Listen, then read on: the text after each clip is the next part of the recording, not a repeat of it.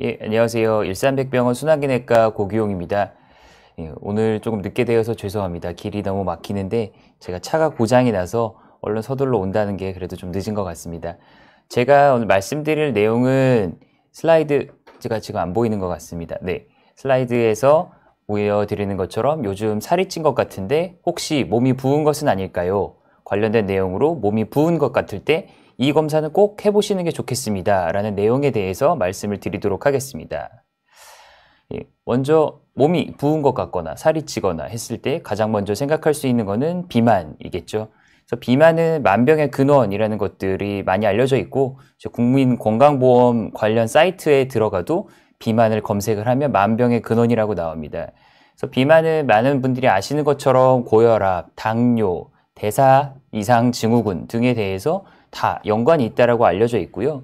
그렇기 때문에 비만을 조절하기 위해서 많은 분들이 이렇게 적극적으로 운동을 하시면서 체중 조절, 식단 조절 등을 하실 거라고 생각이 됩니다.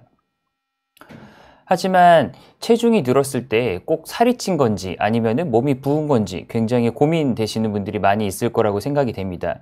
실제로 저도 주변 분들도 가족분들한테도 혹시 체중이 자꾸 늘어나는데 이게 살이 찐 거냐 아니면 뭔가 몸이 부은 거냐라는 질문을 받은 적이 있고요. 관련돼서 궁금해 하시는 분들이 많은 만큼 인터넷에서 검색을 해보면 지금 제가 찾아온 것처럼 살인 줄 알았는데 북이었다, 몸이 부은 것이었다, 이런 것들을 쏙 빼는 방법, 아니면 몸이 부으면 이것을 놔두면 정말 살이 될까? 굉장히 궁금한 질문들이라고 생각이 됩니다. 그래서 결론적으로 말씀을 드리면 부은 것은 살이 되지는 않습니다. 그래서 몸이 붓는 것을 말하는 부종이나 비만은 둘 다 몸무게가 증가되는 그런 체중 증가를 일으킬 수 있지만 이 두 가지 상태는 근본적으로 전혀 다른 문제라고 보시면 됩니다. 먼저 비만에 대해서는 많은 분들이 아시는 것처럼 이제 살이 찌고 지방이 늘어나고 체중이 늘어나는 것이라는 것을 아실 테고요. 그러면은 부종, 몸이 붓는다는 것은 무엇인가에 대해서 한 번쯤 다시 정의를 되새겨보는 게 필요할 것 같아서 제가 가져왔는데요. 몸에 있는 체액이 혈관 밖으로 빠져나가서 세포와 세포 사이에 비정상적으로 축적되는 현상이라고 되어 있습니다. 그리고 또 다른 거를 찾아보면 몸이 붓는 병이라고도 나와 있습니다. 그래서 부종이라고 하는 것은 몸이 붓는 것들을 이제 총칭이라고 보시면 되겠고요. 오른쪽 아래에 그림을 가져와 봤는데 요즘은 챗GPT 유명하죠. 그래서 챗GPT에 같이 연동이 되어 있는 달리라는 그런 프로그램에서 원하는 그림들을 어떻게 그려달라고 하면 그려주는데 저는 여기에 이제 다리가 불편해서 붓고 불편한 사람의 그림을 그려줘라고 했더니 보시는 것 같은 그림을 그려줬습니다. 그래서 몸이 부으면은 일단 많은 분들이 다리가 붓는 것들을 살다 보면 겪어보셨을 것이라고 생각이 되고요. 다리가 부으면 일단 무겁죠. 무겁고 묵직하고 걷기도 힘들고 왠지 신경이 쓰이고 또 두 번째로는 남자나 여자나 상관없이 뭔가 외관적으로도 신경이 쓰이기 때문에 그런 미용적인 면에서도 몸이 붓는 것들은 굉장히 신경이 쓰이는 상태라고 이야기를 할 수가 있겠습니다. 네. 그렇다면 몸무게가 늘어났는데 이것이 정말로 비만이어서 지방이 늘어난 것인지 아니면은 체액과 체액이 세포 사이에 쌓이는 부은 것인지 고민이 되실 수가 있겠는데요. 이거를 증상으로 따져서 딱 칼같이 나눌 수는 없겠지만 이런 증상이면은 살이 찐 것이 더 높겠다. 이런 증상이면은 몸에 부은 부종이 가능성이 더 높겠다라고 하는 것들을 제가 몇 가지를 정리해 보았습니다. 그래서 보시면서 이거는 살찐 것일 거야. 이거는 부은 것일 거야. 한번 생각해 보시면 좋을 것 같고요. 하나씩 제가 읽어 보겠습니다.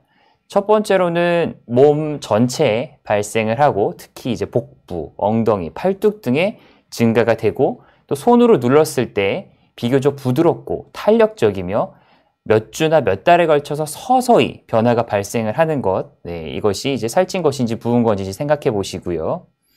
두 번째로는 특정 부위에만 발생을 할 수가 있고 다리나 발목, 눈 주위 같은데 그리고 손으로 누르면 움푹 들어갔다가 누른 자리가 잠시 동안 들어간 채로 있거나 하루만 해도 뭔가가 굉장히 빠르게 변화하는 것처럼 비교적 빨리 이런 체중의 변화들이 발생을 한다라고 되었을 때 이렇게 보시면은 이게 어떤 것이구나 아마 예상이 되실 겁니다. 위쪽에 있는 것들은 비만, 이제 지방이 늘어나는 것들에 관련된 특징적인 증상들을 말씀을 드린 거고 아래쪽의 증상들은 몸이 붓는 부종과 관련된 내용들을 정리해 본 것입니다. 그래서 이런 증상만으로도 내가 체중이 늘어났는데 살이 찐 것인가 아니면 부은 것인가 대략적으로 예측을 할 수가 있고요. 앞서 말씀드린 것처럼 몸이 부었을 때 이제 부종을 감별하는 방법 중에 하나가 이렇게 영어로는 피팅 에데마라고 하고 함요 부종이라고 한자어로도 이야기를 하는데 손으로 부은 부분을 눌러보시면 됩니다. 그래서 그림에서 나타난 것처럼 부어있는 부분을 꾹 눌렀다가 떼었을 때 그 부분이 바로 회복이 되지가 않고 몇 초 동안 계속 눌러져 있는 채로 있다가 천천히 회복이 되는 것이 있으면 이것은 부종이 발생하였을 가능성이 높다라는 것을 시사합니다. 요즘에는 여러 가지 또 이런 검사 도구들이 많이 발전을 했죠. 그래서 이런 증상만으로 구별을 하는 게 아니라 실질적으로 객관적으로 뭔가 이 수치들을 또 확인할 수 있게 되어 있습니다. 저도 운동을 하다 보면은 내 몸에 어떤 변화가 있는지 근육이 늘어났는지 이런 것들을 보기 위해서 중간중간 인바디 체크를 해보는데요. 가져온 것은 이제 인터넷에서 인바디 검사 결과를 하나 홈페이지에서 제가 따왔습니다. 그래서 인바디의 그런 기준 버전에 따라서 좀 다르기는 하지만 어떤 인바디는 몸의 근육량이나 아니면 지방량만 체크해 주는 게 아니라 이렇게 세포 외 수분비 분석 아니면 부위별 세포 외 수분비 분석돼 있어서 몸에 얼마나 그런 부종이 많느냐도 체크를 해주는 기능이 있습니다. 그래서 이것을 보면 부종이 더 심한지 그리고 어느 부분이 조금 더 이런 세포 외에 체액이 고여 있는지에 대해서도 알 수가 있고요. 또한 당연히 인바디에 널리 알려진 기능처럼 체지방의 비율 또 무게 이런 것도 확인을 할 수가 있기 때문에 증상이나 변화의 시점에 따라서 내가 부은 것인지 아니면은 비만이 돼서 체중이 진짜 늘어난 것인지도 체크를 할 수가 있겠지만 요즘에는 이런 객관적인 검사를 통해서도 더 눈으로 확인을 할 수도 있겠습니다. 그래서 부은 것들 관련돼서 이제 어떠한 상황에서 어떤 검사를 하면 좋을지에 대해서 말씀을 드리려고 합니다. 아까 제가 달리 말씀을 드렸었는데 챗GPT에 있는 이제 프로그램이고 제가 여기다가 이렇게 다리가 부어서 불편해하는 사람을 그려줘 라고 이야기를 했습니다. 그랬더니 달리가 그림을 두 가지를 그려줬습니다. 보시면은 굉장히 표정이 아파 보이는 남자의 그림을 그려줬고요. 다리를 붙잡고 있죠. 두 그림은 보시면 뭔가 비슷한 듯 하면서도 다른 것 같기도 하고 마치 틀린 그림 찾기를 찾는 것 같은 느낌이 저는 들었습니다. 그래서 달리가 왜 이렇게 두 그림을 그려줬나 생각하다가 보니까 실질적으로 진료 현장에서 이 그림은 차이가 굉장히 큰 그림이라고 저는 생각을 하는데요. 보시면 이 왼쪽에 있는 남자는 한쪽 다리만 빨갛게 부어 있고 이쪽을 굉장히 아파하는 거에 반면에 오른쪽에 있는 사람은 양쪽 다리가 다 빨갛게 부어 있고 양쪽을 다 쥐고 있는 그런 모습을 보여주고 있습니다. 그래서 다리가 만약에 붓는 것들이 발생을 하였다라고 했을 때 이것이 양쪽이 다 붓는지 아니면 한쪽만 붓는지에 따라서 더 검사를 하는 것들이 조금씩 달라질 수가 있고 관련된 내용을 이제 말씀드리려고 합니다. 그래서 여기서부터 조금 더 집중해 주시면 좋을 것 같은데요. 제가 정리를 한 것들은 이런 증상이 있다면 이런 검사를 해보시면 좋겠고 또 치료는 어떤 것들이 있습니다라는 순서로 말씀을 드리려고 합니다. 아까 오른쪽 아래 사진에 있는 것처럼 양쪽 다리가 부은 사람을 이제 예시로 들어서 다리가 양쪽이 부었고 밤이 되면 다리가 더 부었다가 자고 일어나서 아침이 되면 붓기가 줄어들고요. 또 다리의 피부색이 변하기 시작합니다. 약간 좀 거무튀튀하게 변하기도 하고 또 다리에 푸른색의 혈관들이 튀어나오기 시작했습니다 라고 하면 어떤 분들은 이거는 그거를 이야기하는구나 라고 예상이 또 되실 거라고 생각이 됩니다. 그래서 이런 증상이 있으면 어떤 검사를 해보면 좋을까요? 그래서 저는 이때 하지정맥 기능 검사를 해보시는 것을 추천을 드립니다. 먼저 하지정맥 기능 검사를 말씀드리기 전에 우리 몸의 혈관에 대해서 말씀을 드리려고 합니다. 혈관은 구조에 따라서 동맥, 정맥, 그리고 이 두 가지를 이어주는 모세의 혈관으로 나눈다고 할 수 있겠고요. 동영상을 보시면 우리 몸에서의 혈액순환은 심장이 펌프 역할을 해서 머리부터 발끝까지 피를 보내주고 그러면 전신으로 퍼졌던 혈액이 다시 심장으로 돌아와야 전신 혈액순환이 잘 된다고 할 수 있겠는데요. 보시는 것처럼 심장이 하나의 펌프라 그러면 종아리 근육은 전신으로 돌아갔던 피를 다시 거꾸로 돌려주는 제2의 펌프 기능을 하는 장기라고 볼 수가 있겠는데요. 종아리 근육은 활발하게 수축해서 하체로 내려온 혈액을 중력을 거슬러서 심장까지 다시 밀어 올려주는 역할을 합니다. 이 얘기를 왜 드리냐 하면 이 다리의 정맥, 하지정맥에는 중력의 힘과 경쟁을 하여서 혈액이 거꾸로 다시 되돌아가지 않고 위쪽이죠. 결국엔 다리에서 위로 올라가는 거기 때문에 심장 방향으로 올라갈 수 있도록 흐름을 돕는 판막이라는 것이 존재합니다. 여기 보시면 이렇게 판막들이 존재를 합니다. 그래서 이 판막으로 인해서 피가 다리 쪽에서 심장으로 올라갈 때 한 방향으로 올라가지 다시 거꾸로 내려가지 않도록 도와주는데요. 만약에 이 동영상에서처럼 이 하지 정맥의 판막이 정상적으로 기능을 하지 못하면 혈관이 늘어나고 다리가 붓고 하는 것들이 생깁니다. 그림처럼 말이죠. 이렇게 해서 하지 정맥에 문제가 생긴 상태를 정맥 기능 부전이라고 이야기를 하는데 영어로 이렇게 분류에 대해서 써놨고 1996년도에 이렇게 정맥 기능 부전에 의해서 여러 가지 증상들이 생기는 것을 의사들끼리 잘 이야기를 하기 위해서 6가지로 분류를 하였습니다. 물론 최근에는 여기에 세부 분류가 더 생기긴 했지만 기본적으로는 이 6가지를 기억을 해주시면 좋을 것 같은데요. 먼저 많이 알려져 있죠. 이 두 번째로 나와 있는 게 하지정맥류입니다. 혈관이 튀어나와 있어서 여름에 뭐 반바지를 입거나 하면 이것이 미용적으로 문제가 되기 때문에 수술을 받거나 하시는 분들도 있으셔서 많이 알려져 있고, 이 거미정맥이라고 혈관이 튀어나오지는 않았지만 이렇게 얼기설기 다 푸르스름하게 튀어나온 것도 정맥 기능 부전의 양상 중에 하나이고요. 세 번째는 처음에 말씀드린 것처럼 다리가 붓는 하지 부종도 정맥 기능 부전 때문에 생길 수가 있습니다. 여기까지는 그래도 주변에서 많이 듣고 보고 하셨을 수가 있는데요. 이 4번부터 6번도 하지 정맥의 기능이 원활하지 않으면, 흔히 말해서 혈액순환이 원활하지 않으면 발생을 할 수 있는 증상이기 때문에 한 번쯤 보고 넘어가시면 좋을 것 같습니다. 그래서 피부가 색소가 침착이 되어서 색깔이 이렇게 변할 수가 있습니다. 다리색이 검붉게 변하거나 거무튀튀해지는 것들이 생길 수가 있고요. 5번처럼 궤양이 생겼다가 다시 아물어서 이렇게 흉터가 남은 것처럼 보일 수도 있고, 6번째처럼 여기 가운데에 잘 보이실지 모르겠는데 실제로 구멍이 뚫린 것처럼 이렇게 뚫려 있습니다. 그래서 활동성 궤양으로서 살이 파여 있는 모습이죠. 이렇게 6가지의 다양한 양상으로 정맥 기능 순환이 안 좋았을 때 우리는 정맥 기능 부전이 있다라고 이야기를 하는데요. 그러면 이런 증상이 있으면 어떤 검사를 해야 내가 진짜 정맥 기능이 안 좋아서 이런 문제가 생기는지 궁금하시겠죠? 다리의 혈관은 발부터 시작해서 허벅지 있는 데까지 여러 가지 정맥들이 연결이 되어 있는데요. 이 정맥의 혈액순환이 원활한지 보기 위해서는 초음파 검사를 합니다. 제가 전에 이제 심장의 기능을 보기 위해서 초음파가 굉장히 중요하다라는 것도 말씀을 드렸었는데, 이런 다리의 혈관을 볼 때도 초음파는 굉장히 유용하게 사용이 됩니다. 그래서 다음과 같이 환자분은 서서 다리를 옆으로 돌려서 튼 다음에 검사를 하게 되고, 검사자는 초음파를 혈관에 대어서 이런 혈액순환이 원활하게 되고 있는지를 보게 됩니다. 제가 증례를 하나 말씀을 드리려고 합니다. 제가 보았던 환자분이고 80세 남자 환자분의 고혈압도 있고 당뇨도 있는 분이십니다.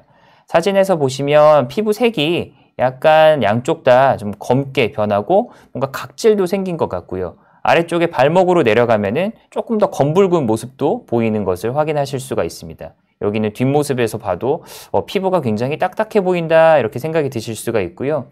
저는 처음에 환자분이 오셨을 때 다리도 붓고 아프고 갑자기 이런 것들이 생겼다라는 뉘앙스로 이야기를 하셔서, 흔히 생각할 수 있는 것은 동맥이 혈관이 막혔을 때 통증이 생기고 다리의 색깔이 변하고 할 수가 있어서 혹시나 이런 것들은 급하게 수술적 치료가 필요할 수 있기 때문에 검사를 해보았습니다. 그런데 동맥 협착을 볼 수 있는 이런 검사를 했더니 양쪽의 다리는 다 정상 소견이 나타났습니다. 그래서 그러면은 일단 동맥이 문제가 있다는 가능성은 떨어지기 때문에 한시름 놓았다고 생각은 되지만, 환자분의 다리 색이 양쪽이 다 변했기 때문에 뭔가 원인을 찾아서 해결을 해드려야 된다고 생각을 했고, 제가 처음에 이제 동맥, 정맥, 모세혈관 말씀을 드린 이유가 동맥이 지나가는 만큼 그만큼 정맥이 존재를 한다고 보시면 되고요. 다리 혈관에 동맥이 괜찮다면 정맥에 문제가 있어서 이분은 이렇게 다리도 붓고 피부색이 변하고 피부가 딱딱해지고 한 것이 아닐까라는 생각을 하면서 하지 정맥 검사를 하였습니다. 보시면 파란색에 이렇게 흘러가는 피가 조금 있으면은 빨갛게 나타나면서 역류가 되는 부분이 관찰됩니다. 여기입니다. 네. 이렇게 파란색으로 한 방향으로 흐르는 게 아니라 거꾸로 돌아가는 피가 관찰이 되는 것을 확인을 하였고, 아래 보시면 여기 1757이라고 써 있는데 여기서 한 방향으로 피가 흐르다가 아까 파란색으로 보여드렸죠. 빨간색으로 거꾸로 피가 흐르는 부분이 이렇게 검사해서 나타나는데요. 저희가 이제 500ms라고 해서 수치가 500이 넘어가는 만큼 하지 정맥에서 역류가 발생을 하면 하지 정맥의 기능이 문제가 있다라고 이야기를 합니다. 그래서 이분은 500을 훨씬 넘은 1700이기 때문에 정맥 기능 부전으로 진단을 하고 치료를 하고, 완전히 피부가 딱딱해진 것들이 좋아지진 않았지만 그래도 다리가 무거워진 것들이 많이 좋아지셔서 휠체어를 처음에는 타고 진료를 보고 오셨지만 이제는 걸어 다니실 정도로 회복이 되셨던 환자분이십니다.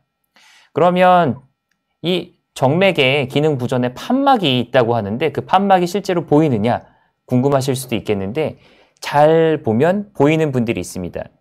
네, 제가 빨간색으로 표시를 해 놓았는데요. 여기 동영상을 재생을 하면 뭔가가 열렸다가 닫혔다가 하는 것들이 관찰이 되고, 이것이 심장에 있는 판막처럼 하지 정맥에 있는 판막입니다. 모양을 봐도 잘 열렸다가 닫히는 것 같죠. 그래서 이분은 판막 기능이 정상적으로 작용을 하는 정맥 기능 부전이 없는 분이시고요. 아래 분을 보시면은 이게 확실히 다르구나 느껴지실 텐데요. 제가 동영상을 재생해 보겠습니다. 이렇게 보면 위에서 본 것처럼 뭔가 열렸다 닫혔다 하는 것이 없죠. 움직임이 판막이 완전히 열려 있는 상태로 닫히지가 않습니다. 이런 분들은 제가 얼마나 역류가 있는지 시간을 가져오진 않았지만 굉장히 1700도 훨씬 더 넘는 만큼의 시간에 역류가 발생을 하는 환자분이셨고, 심한 정맥 기능 부전 때문에 고생을 하셨습니다. 이렇게 정맥에 판막이 있다는 것을 또 확인하는 검사를 말씀을 드렸고요. 그러면 하지 정맥 기능 부전에 대해서 이렇게 초음파로 진단을 하면은 치료가 있어야겠죠. 치료는 다음과 같은 약제들을 사용을 해볼 수가 있습니다. 보시는 것처럼 정맥 기능 부전에 의해서 다리가 무겁거나 통증이 있거나 붓거나 하는 것들을 개선을 시켜줄 수 있는 약제이고요.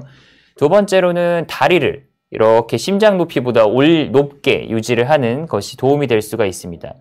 왜냐하면 평상시에 지내실 때 하지 정맥 기능이 부전이 있는 분들은 제가 처음에 증상 말씀드렸던 것처럼 아침에 자고 일어나면 다리가 부은 것들이 좀 좋아졌다가 저녁 때 집에 들어가면 다리가 붓거나 하는 것들이 더 심해집니다. 왜냐하면 우리가 평상시에 지낼 때 대부분 앉아 있거나 서서 일을 하시는 경우가 많기 때문이죠. 그러면 중력의 힘 때문에 어쨌든 아래쪽으로 내려갔던 피가 잘 돌아오지를 못하는 것들이 생겨서 정맥 기능 부전과 동반하여 다리가 붓고 불편하고 아프고 할 수 있어서 쉬는 시간에라도 잠깐 이렇게 다리를 심장 높이보다 높게 들어주시면 물이 아래로 흐르는 것처럼 다리에 있는 부종이 빠지는 효과를 얻을 수가 있습니다.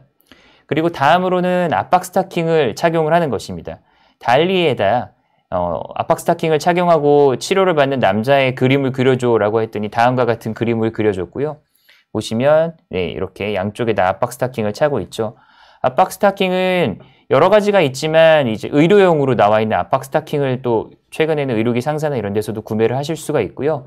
저도 실은 일을 할 때 앉아 있거나 하는 시간이 많다 보면 다리가 붓기 때문에 오늘도 압박 스타킹을 저도 차고 있습니다. 직접 보여드릴 수는 없지만 진료실에서도 진료를 볼 때 4시간 넘게 앉아 있다 보면 다리가 붓고 불편한 경우가 있어서 그럴 때에는 압박 스타킹을 저도 종종 사용을 하고 있고요. 사용을 하면 확실히 다리가 붓는 것들 덜하고 통증도 줄어드는 것들을 경험을 할 수가 있습니다. 그래서 이렇게 하지 정맥 기능 부전을 치료하고 증상을 완화시키기 위해서 압박 스타킹을 착용하는 것이 도움이 될 수가 있는데, 문제는 연세가 좀 많으신 분들은 압박 스타킹을 착용하기 전에 담당 의사 선생님하고 상의를 해보시는 게 좋습니다. 왜냐하면 나이가 들다 보면 이제 동맥경화가 생긴다고 하잖아요. 다리 쪽으로 가는 혈관에 동맥경화가 있으면 압박 스타킹을 신었을 때 동맥을 눌러서 오히려 혈액순환의 흐름을 방해하는 경우가 있습니다. 그러다 보면 정맥 기능 부전 때문에 생기는 다리가 붓고 아프고 하는 증상을 좋게 해줄 수는 있지만 아래로 내려가는 피의 흐름을 막아서 다리가 꺼멓게 변한다거나 통증이 생긴다거나 하는 것들이 동반될 수가 있기 때문에 압박 스타킹의 착용을 하기 전에 다리의 정맥뿐만 아니라 동맥에는 문제가 없는지도 한 번쯤은 체크를 하고 압박 스타킹을 착용을 하시면은 훨씬 더 부작용 없이 잘 증상을 조절을 하실 수 있을 것이라고 생각이 됩니다. 다음은 한쪽 다리가 아픈 경우를 말씀드리려고 합니다. 한쪽 다리가 아픈 사람들 중에 다음과 같이 증상이 있는 분들은 체크를 해보시면 좋겠습니다. 먼저 무릎을 아니면은 고관절 수술을 받아서 야외 활동을 잘 하지 못하고 침대에서 누워있는 시간이 많고 한쪽 다리가 주로 부어있고 암으로 항암 치료를 한다거나 아니면은 경구 피임약을 여러 가지 이유로 이제 복용을 하시는 경우에 이런 검사를 해보시면 도움이 됩니다. 어떤 검사를 해봐야 될까요? 라는 대답으로 저는 하지의 CT 또는 하지 정맥 초음파 검사를 해보시는 것을 추천을 드립니다. 심부정맥 혈전증이라는 병이 있습니다. 아까 정맥 기능 부전과 어떻게 보면 비슷한 결을 갖고 있는데요. 이 정맥의 흐름이 좋지가 않아서 피가 결국에는 고여있다 보면 끈적끈적하게 달라붙겠죠. 그렇게 끈적끈적하게 달라붙다가 너무 심해져서 피떡이 생기는 경우가 있고, 이런 피떡이 생기면 혈액순환을 방해하기 때문에 그림처럼 피떡이 생긴 부분의 다리는 땡땡이 붓고 아프고, 요 사진만 보더라도 좌우가 다르죠. 이렇게 증상을 나타낼 수 있고, 또한 다리에 있는 이런 혈전, 피떡이 날아가서 폐에 있는 혈관을 막으면 폐색전증이 생길 수도 있습니다. 그래서 굉장히 위험하고 그렇기 때문에 잘 진단을 해서 치료를 해야 되는 병이고요. 초음파 영상을 하나 보시면 초음파로 혈전을 볼 수 있다고 말씀을 드렸는데요. 동맥과 정맥의 영상입니다. 검사를 할 때 아까 초음파라는 것으로 그 탐촉자라고 해서 검사를 하는 네모진 것이 있는데 그 부분으로 혈관을 눌러봅니다. 동맥은 압력이 높고 탄력이 있기 때문에 그림의 왼쪽처럼 잘 눌리지가 않는데 오른쪽의 정맥은 비교적 압력도 낮고 말랑말랑하기 때문에 탐촉자로 누르면 이렇게 정맥이 쪼그라드는 것을 확인을 할 수가 있습니다. 하지만 다음을 보시면 지금 조금 잘 안 보이실 수도 있지만 이렇게 혈관도 당연히 아까와 봤을 때 정맥인데 더 늘어나 있고요. 안에 회색으로 동그란 부분이 차 있는 것을 확인하실 수가 있습니다. 혈전이 생긴 환자분이시고요. 이렇게 혈전이 생겨 있으면 동영상을 재생해 보면 혈관이 눌려야 되는데 안에 딱딱한 혈전이 완전히 딱딱하진 않지만 비교적 피보다는 응고가 되어 있는 혈전이 차 있다 보니까 완전히 눌리지를 못합니다. 이런 소견이 관찰이 되면 심부정맥 혈전증의 양성이라고 판단을 하고 치료가 필요합니다. 초음파 외에는 CT를 찍어보는 것이 도움이 될 수 있습니다. 이분은 남자 환자분이신데 암으로 치료하시고 있었고 다리가 붓고 답답하다라는 증상을 주소로 내원을 하셨는데요. 왼쪽과 오른쪽에 다리가 일단은 다르죠.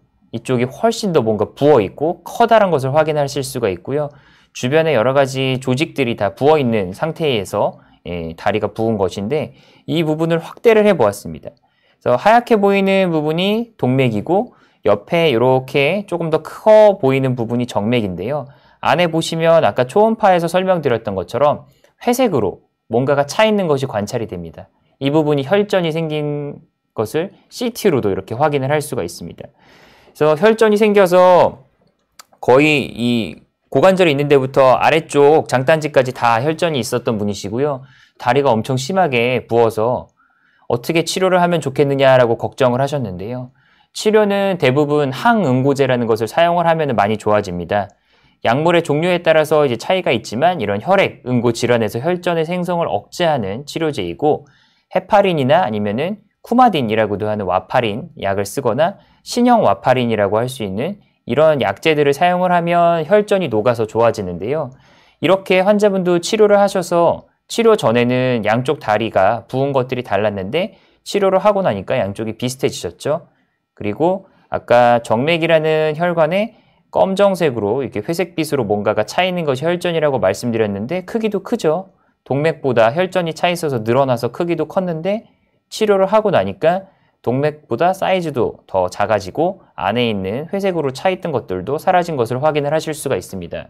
이렇게 어떠한 상태에서 다리가 붓는지에 따라서 검사와 치료 방법이 달라질 수가 있기 때문에 증상을 확인해 보시고 진료를 보시는 게 좋을 것 같고요. 다음으로는 몸이 부었는데 전체적으로 다리가 아니라 몸이 전반적으로 다 붓고 기운도 없고 그리고 머리카락이 이상하게 좀 푸석푸석해졌다라고 할 때는 어떤 검사를 해보면 좋을까요? 이럴 때는 만약에 남성분도 마찬가지지만 여성분이라고 하면은 저는 더더욱 갑상선 호르몬 검사를 해보시는 것을 추천드립니다. 왜냐하면 갑상선 호르몬이라는 것은 인체의 거의 모든 세포에 영향을 미치는 호르몬이고요. 기능은 몸의 기초대사율을 높이고 산소 소모를 증가시키고 탄수화물이나 지방, 단백질 대사를 촉진하고 심장과 위장관 운동을 자극하는 신진대사와 관련된 호르몬입니다. 그래서 갑상선 호르몬이 항상 일정하게 유지가 돼야 되는데 높아지는 것도 문제고 낮아지는 것도 문제인데요.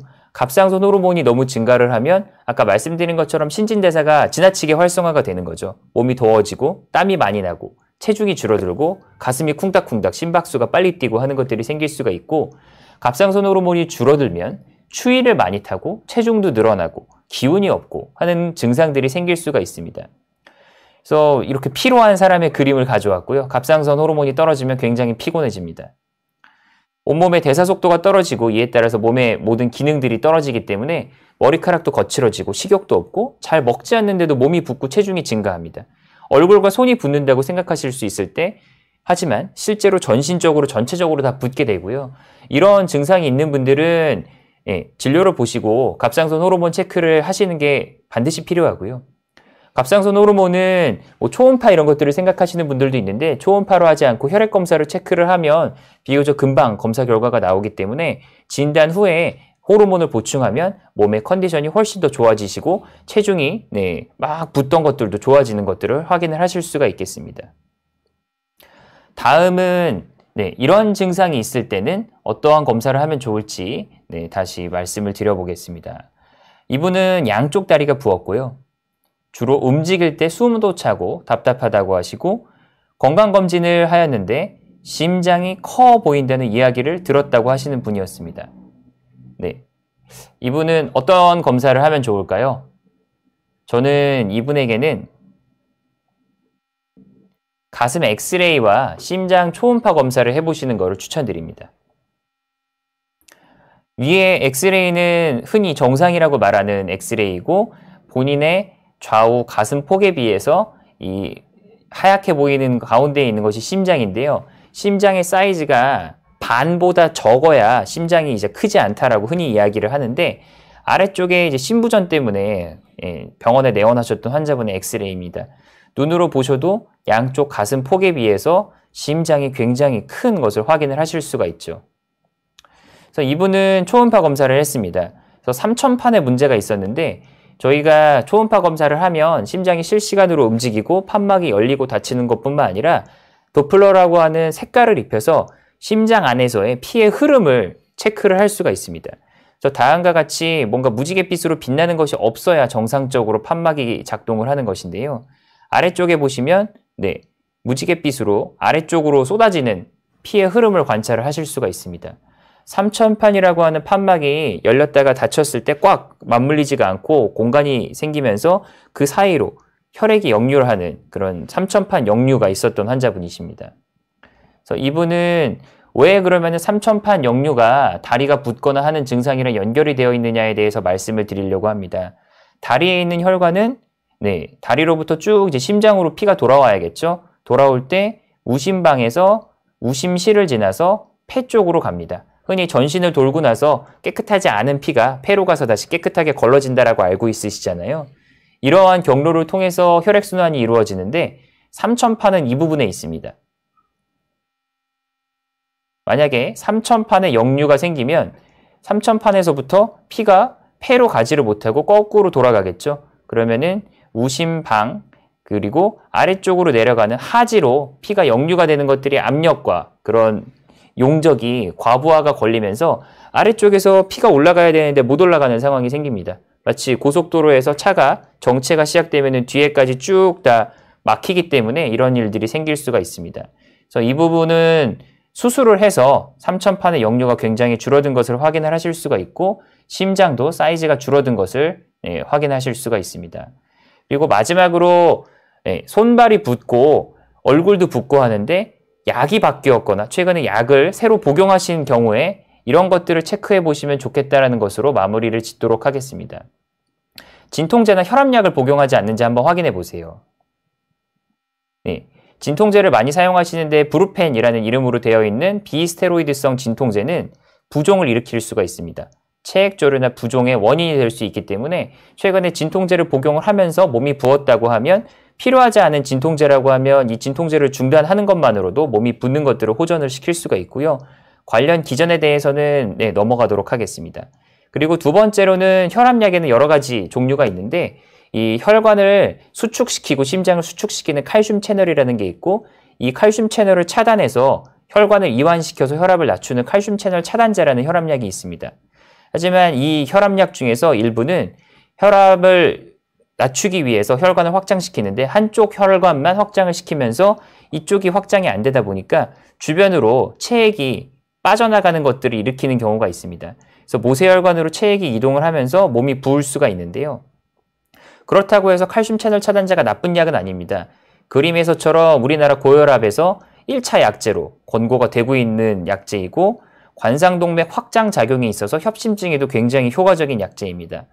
하지만 이런 협심증을 치료를 한다고 하면서 약을 복용했는데 갑자기 손발이 붓고 특히 잇몸이 붓거나 하는 경우가 생길 수도 있습니다. 그런 경우에는 약 때문에 부종이 생길 수도 있기 때문에 담당 의사와 꼭 상담을 하시는 것을 추천을 드리고요. 이제 마무리하겠습니다. 부종과 비만은 발생 시간이나 증상을 보면 두 가지로 구별을 할 수 있겠고요. 부종은 발생 원인을 찾아서 맞춤형 치료 전략을 세워야 증상을 빨리 호전을 시킬 수가 있습니다. 여러 가지 원인들이 있겠고 정맥 기능 부전, 하지, 정맥의 혈전, 갑상선 기능이 떨어지는 갑상선 기능 저하증, 심부전, 그리고 진통제나 혈압약과 같은 약제들이 이런 몸의 부종을 일으킬 수 있기 때문에 관련 내용들에 대해서 내가 어디에 해당되는지 한 번쯤은 체크해 보시면 부종을 해결하는 데 큰 도움이 될 것이라고 생각이 됩니다. 네, 이상입니다. 경청해 주셔서 감사합니다.